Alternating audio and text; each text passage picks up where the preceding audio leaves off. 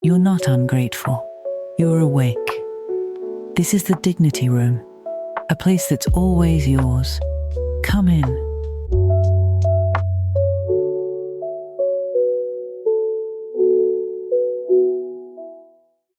Let's take a quick inventory today. The book on the nightstand with the bookmark still stuck on page 40 or something. The journal with 11 beautiful entries and then nothing. The app you downloaded with such hope that, now it just sends you a notification you swipe away. And of course, the course you paid good money for and watched 2 episodes of. You have a whole graveyard of this, right? Programs, systems, routines, things that were going to be the thing that finally fixed it. And each time one of them didn't stick, you drew the same conclusion. The obvious one, to be real. The one that felt like just facing facts. The problem is me. I didn't follow through. I don't have the discipline. And oh my gosh, today I want to take that conclusion apart because it's wrong. And I know it is keeping you stuck more than any failing program ever did. Let's start with the accusation you keep making against yourself that you lack discipline. And look at your actual life. You hold down a demanding role. You run a household. Maybe you raise children. Maybe you care for aging parents too. And you have grown-up children too. You get up every single day and do 100 hard things you don't feel like doing. Does that sound like a woman who lacks discipline? I don't think so.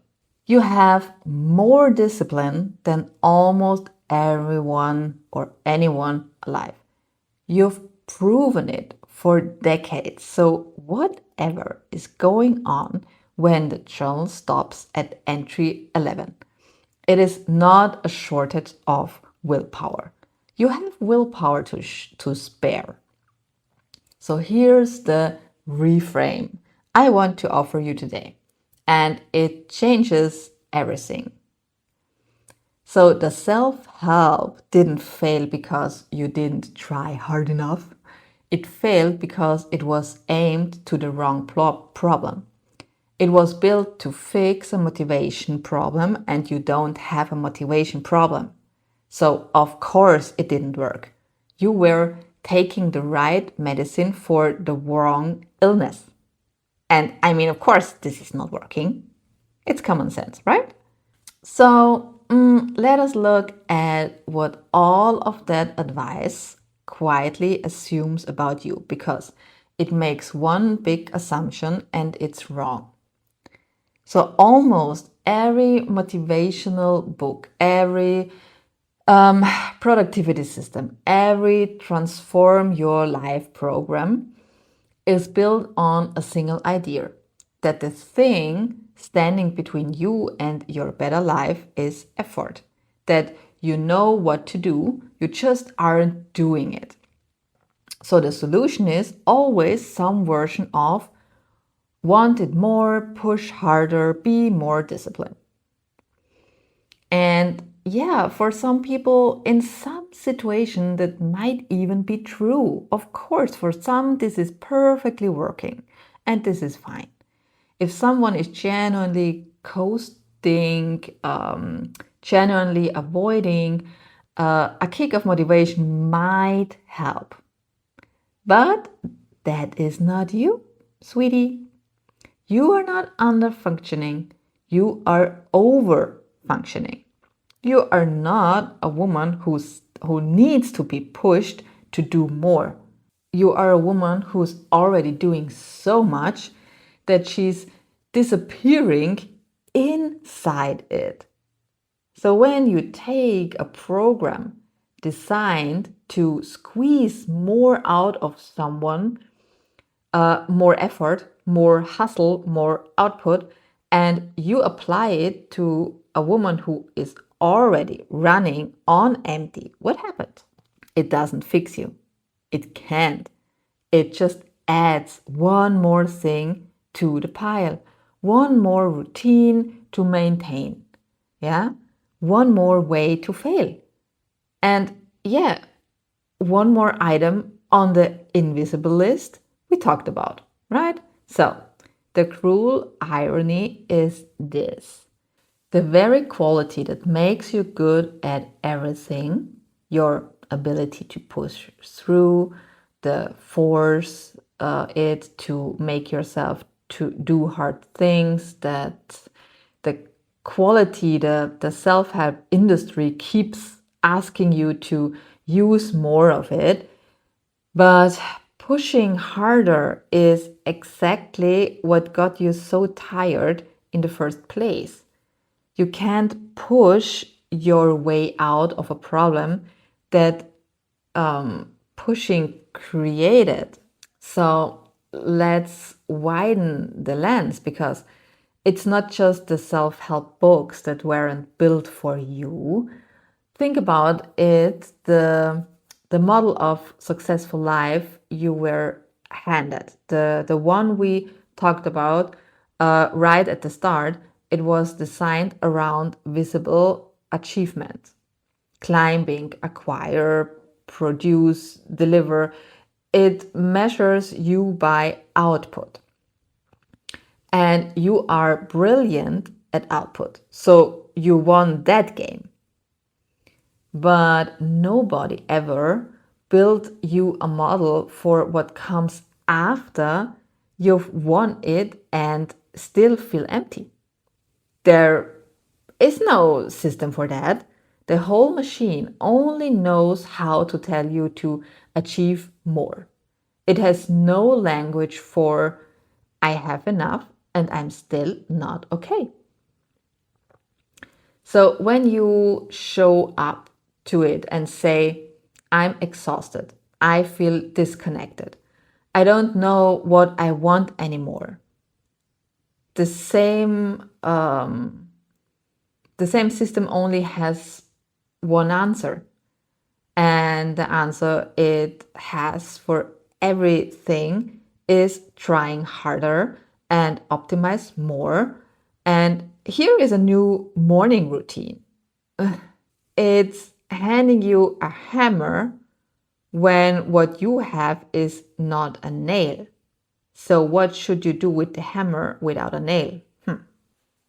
And I really want you to hear this.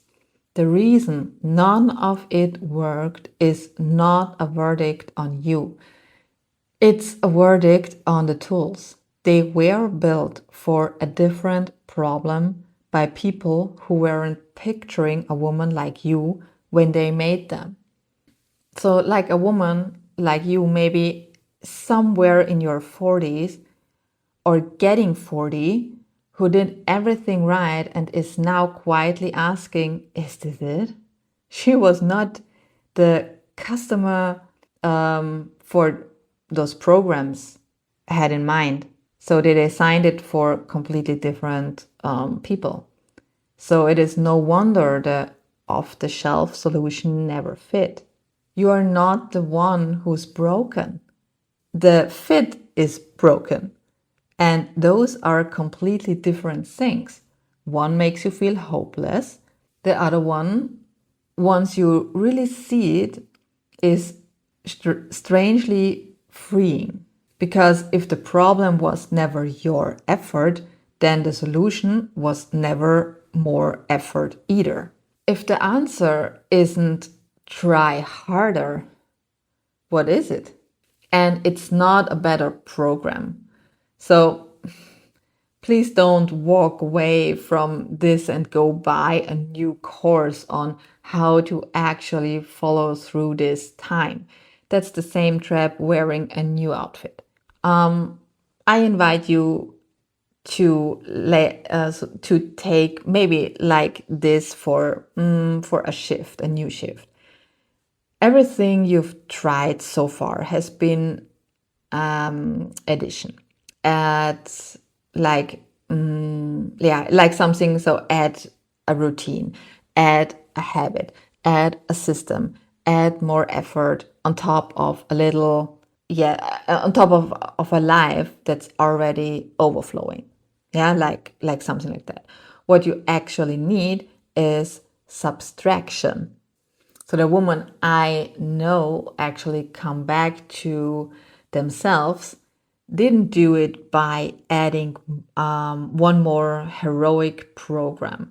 They did it by taking things off, by asking for the first time in years, what here is not mine to carry?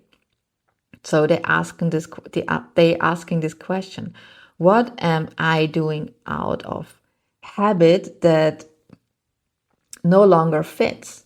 Or what would happen if I just stopped one of these things? So you can write down what are you doing, all of the things, and then maybe you see that you can stop one or another. So let's look at one thing you are doing purely because you think you should. It's no matter what it is. Take one and then let it go. So put it down and see what opens up in the space where it used to be. Because the path back to yourself was never going to be one more thing you had to achieve. You cannot achieve your way out of exhaustion. The way back is quieter than that. It starts not with more effort, but with permission to stop forcing. You were never the problem. You were never going to be the project either. Make a list and then put the things down who don't serve you anymore. Maybe you can outsource them, or completely put it away to free up time to feel yourself again. Because most likely we have so much things going on. We are so full that we can't see other things anymore, and we can't see ourselves anymore. Tiny step, one thing, cut it off from your list. And maybe the 3 things stay with you today.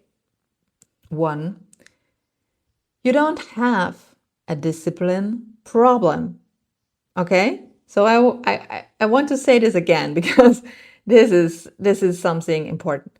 You don't have a discipline problem. You have more willpower than almost anyone alive. You've proven it for decades.